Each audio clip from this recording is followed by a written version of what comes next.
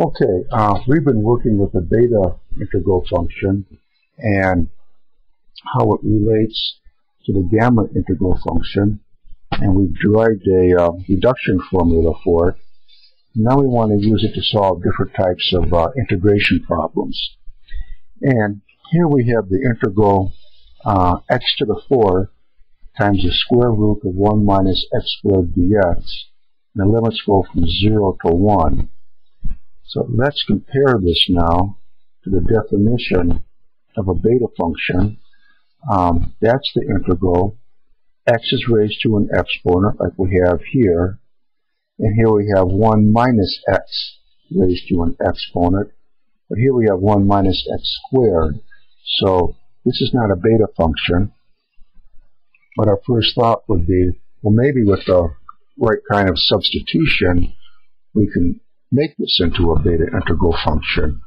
So we don't want x squared in here, so we'd say, well, let u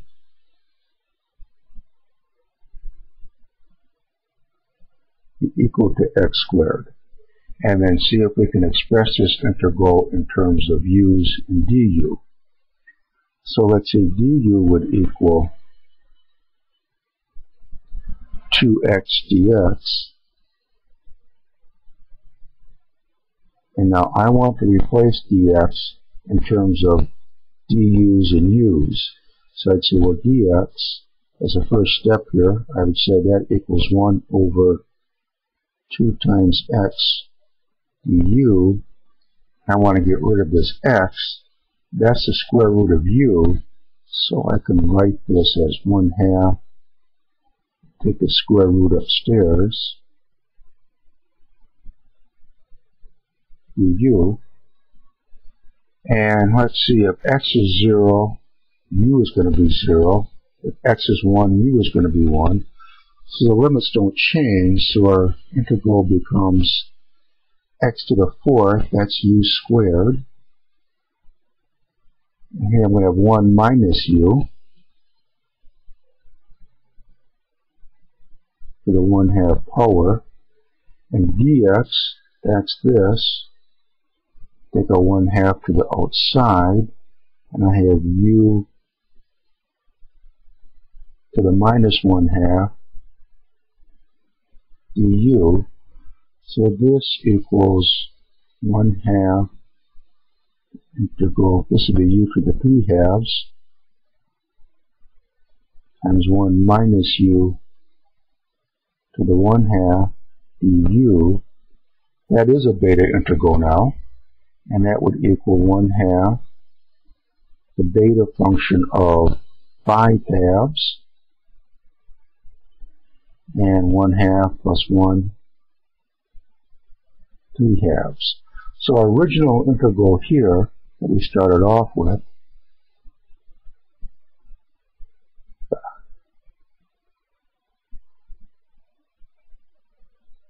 minus x squared dx, that's equal to 1/2 beta function of 5/2 3/2. This is our original integral from up here, and that is equal to 1/2 times this beta function. Now you want to evaluate this, and since we're dealing with fractions, this might be the easiest way to handle it. So we would have 1/2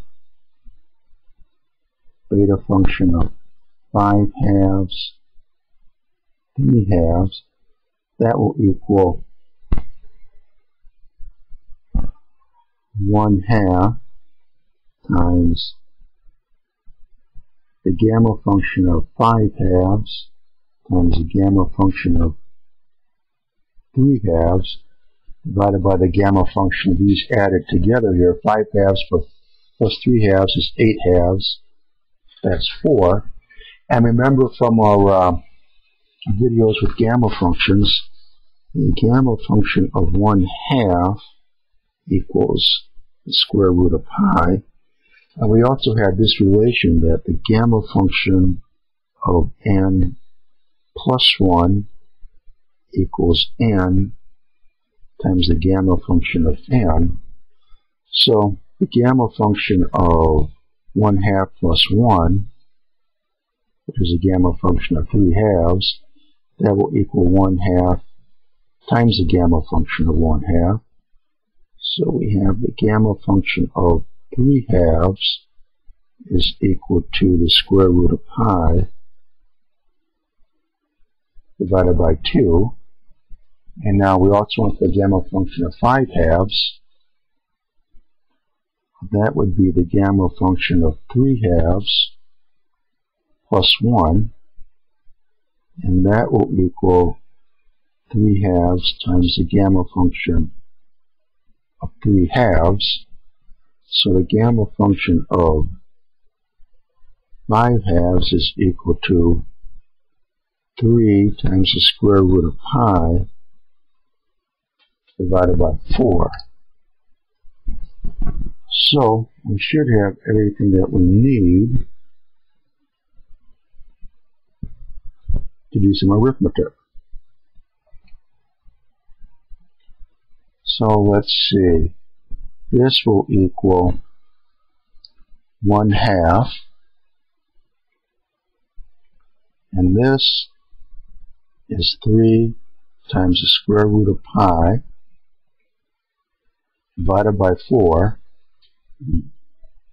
And the gamma function of 3/2, that's the square root of pi divided by 2.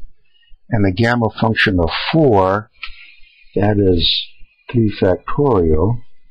So I have 4 times 2 times 3 times 2 times 1. And let's see, this will cancel. This will equal pi divided by 2 times 4 is 8 times 16 times 2 is 32. So there it is. We say that the integral from 0 to 1 x to the 4th times 1 minus x squared dx equals pi divided by 32.